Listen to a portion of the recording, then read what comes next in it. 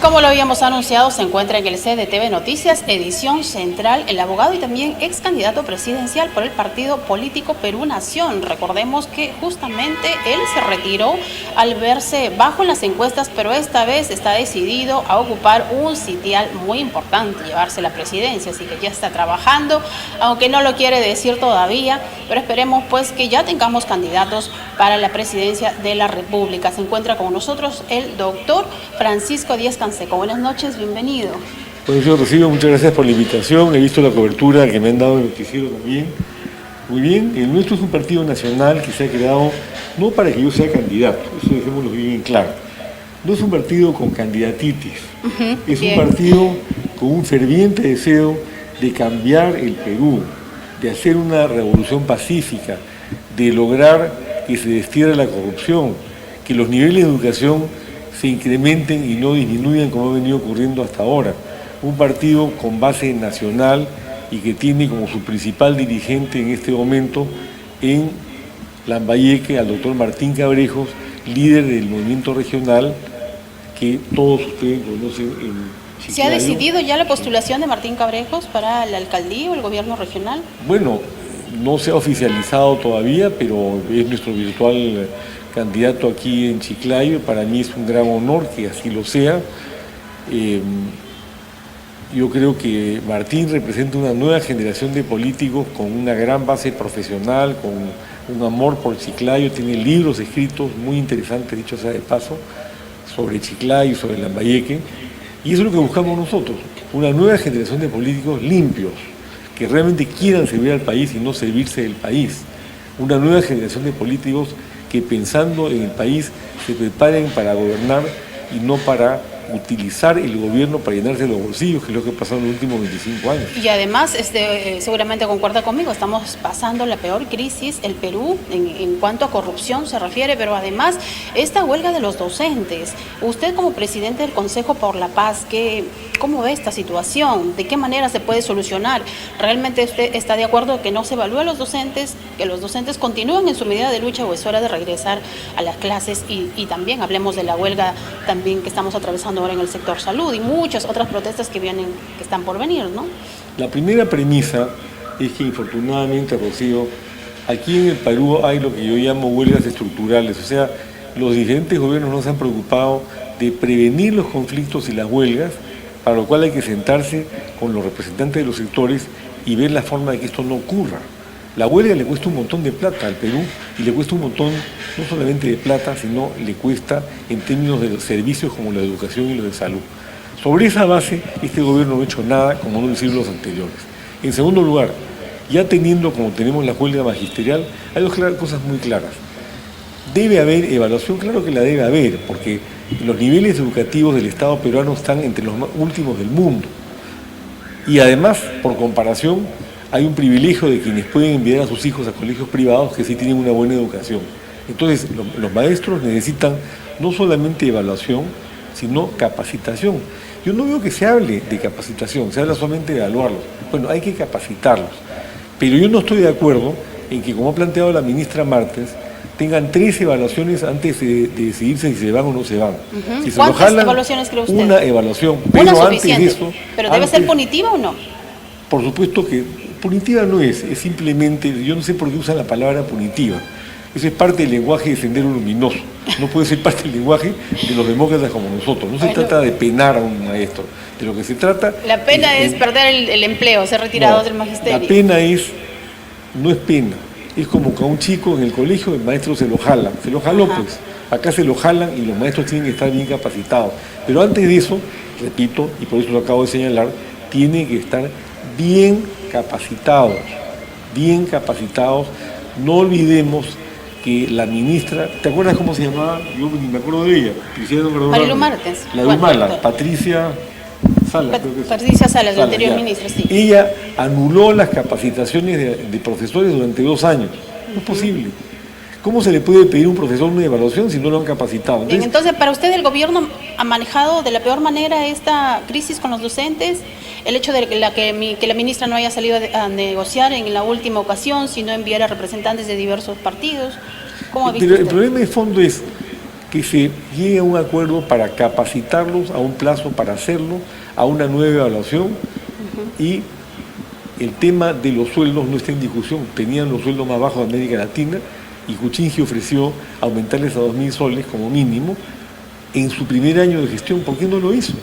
Sin embargo, en su primer año de gestión, ¿no es cierto?, el que no ha hecho absolutamente nada, emitió bonos, que es su especialidad, por 13.000 millones de dólares, con la gran comisión que se lleva el operador bancario que designó el gobierno entre su ascensión al poder, el 28 de julio, y la fecha en que Zavala concurrió para presentar su plan de gobierno al Congreso. O sea, antes aún de un plan de gobierno ya habían bonos emitidos por este gobierno. En cuanto al tema de la reconstrucción, que es ahora lo que preocupa a la región Lambayeque, que todavía no se inician los trabajos, incluso se ha anunciado una protesta porque el gobierno no envía el dinero y todavía no hay una fecha exacta. Por lo menos los principales trabajos aquí en Chiclayo, como son el tema de los desagües, alcantarillado, que preocupa mucho, el tema de las carreteras. ¿Cómo ha visto usted el hecho de que se haya nombrado un SAR de la reconstrucción? ¿Cree usted que esto evitaría los actos de corrupción? El SAR es un SAR que viene del sector privado sin experiencia en el sector público. Ojalá tenga éxito. Pero acaba de ocurrir un tremendo negociado. Ustedes han visto la compra de las casas temporales por valor de 375 millones de soles. Sí. Esas casitas han costado como 22.500 soles cada una y el valor real debe estar en menos de la mitad. Es un gran robo, si recién se está empezando. Imagínense. Es un gran robo y lo están tapando. Y es lo primero que hemos visto. ¿Y dónde está el SAR? ¿Dónde está? No lo escucho. ¿Ha salido a denunciar el tema? No, han salido a defenderlo. A defender a 5 empresitas chilenas que las han declarado peruanas porque tienen dirección señalada en Lima, me parece. ¿Y por qué solamente invitaron a esas empresas chilenas y no participó ninguna empresa peruana? Porque no hubo licitación, fue por invitación. Si los miles de millones que se van a manejar en la reconstrucción se van a manejar de esa manera, hemos comenzado muy, pero muy mal. En el tema de Odebrecht, también que se levantó muchísimo polvo con el despido de las procuradoras, ¿se está manejando bien el gobierno? ¿Lo está manejando bien ese tema de corrupción de Odebrecht? No me parece. Yo conozco muy bien a Julia Príncipe, he conversado con ella personalmente sobre el tema, porque yo la defendí cuando nadie la defendía, cuando Orellana la perseguía por las denuncias que ella le hizo. Felizmente está presa Orellana. Y Julia, que es una mujer intachable, me dijo, mira, lo que ha venido acá es una orden desde arriba que yo no he aceptado. Yo le dije a la ministra que yo me retiraba porque yo no iba a despedir a Catherine Ampuero, cuya culpa en realidad había sido pedir que se investigue a Kuczynski porque unas offshore a las cuales él está vinculado habían recibido una cantidad de dinero de Odebrecht. ¿Cuál ha sido la respuesta de Kuczynski sobre esto? Que cómo es posible que una denuncia que viene del Bronx en Nueva York haya sido recepcionada. O sea que acá hay una limitación geográfica. Si la denuncia viene del Bronx en Nueva York, no se le debe dar bola, porque eso dice el presidente de la República. O sea, ¿dónde estamos? El mismo señor que acaba de declarar que la pachamanca es árabe y el ceviche es japonés. Imagínense, el propio presidente. Entonces, para usted, esto se va a manejar con una mano blanda, el tema de Odebrecht. No se va a levantar mucho polvo. No le conviene al presidente Pedro Pablo Kuczynski. Bueno, yo me sigo preguntando por qué Toledo sigue bebiendo el whisky más fino del mundo en una discoteca del Caribe cuando tiene orden de captura. ¿Qué es lo que está pasando ahí? ¿Por qué Alan García se sigue paseando predicando sobre virtudes y valores cuando el 80% del país cree que es un hombre corrupto? ¿Qué está pasando aquí? Entonces, ¿cree usted ¿Quiénes son los que gozan de impunidad y por qué gozan de impunidad? ¿Regresará el expresidente Alejandro Toledo mientras esté gobernando Pedro Pablo Kuczynski o no? ¿No lo cree usted así? ¿Tú qué crees? Yo no. Yo tampoco. Somos dos, ¿no? Pero esperemos que José Mama, pues, que como va a venir, va a ser traído y además se le levantó esta orden de... el acuerdo con Maiman. Pero va a declarar, por lo menos ya no se le ha retirado esta orden de captura. En la Embajada del Perú, en Tel Aviv, cada 60 días, no lo normal, porque en el Perú tiene que... Pero aceptado declarar y bueno, y todos esperamos que sea pues en contra de Alejandro Toledo, ¿no? Y que dé muchas pruebas. Bueno, que diga la verdad, pero ¿tú crees que lo va a hacer? Bueno, si aparentemente han negociado con el gobierno peruano, se le ha levantado la orden de captura, los 18 meses de prisión preventiva, esperemos pues que él responda, ¿no? Ha negociado con el juez, que a mí sí me ofrece garantías ese juez que me ha metido preso, y con razón, a Humala y a su señora esposa. Vamos a ver qué pasa con Maiman, que es un astuto comerciante israelí, que ya hizo gobiernos y la gente se ha olvidado, ya hizo negocios y la gente se ha olvidado en el primer gobierno de Alan García, durante la gestión como ministro de Economía de Luis Alba Castro. Que le investiguen también eso, pues, para que la gente se empiece a acordar de todos los negociados que han habido en los últimos 30 años en el Perú. ¿Y cómo se siente de vivir en un país donde, bueno, al menos en Latinoamérica creo que somos uno de los primeros en tener a nuestros expresidentes presos? Bueno, no es que sea la victoria final, pero es un gran avance. Pero ojalá que eso no se quede estancado. No te olvides que a Humala y a Nadine Heredia les han dado prisión preventiva, no es definitiva. En segundo lugar, Toledo está suelto, García está suelto. A Fujimori lo condenaron por delitos de lesa humanidad o algo por el estilo. Entonces, no es que ha habido un salto sideral, sí es considerable, es importante y sobre todo es emblemático, la pareja esta presidencial y conyugal o como lo llamen. La expareja presidencial, ¿no? La expareja presidencial. Bueno, está bien puesto el nombre en todo caso.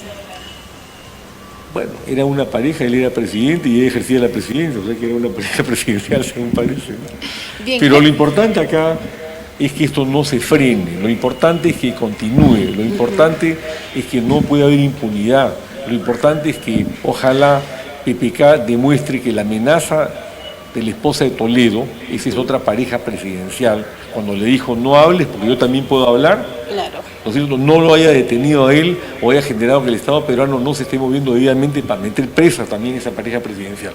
Entonces, para usted, nuestro presidente tiene el rabo de paja, como se dice criollamente acá. Todo indica que si no tiene rabo de paja está en las nubes.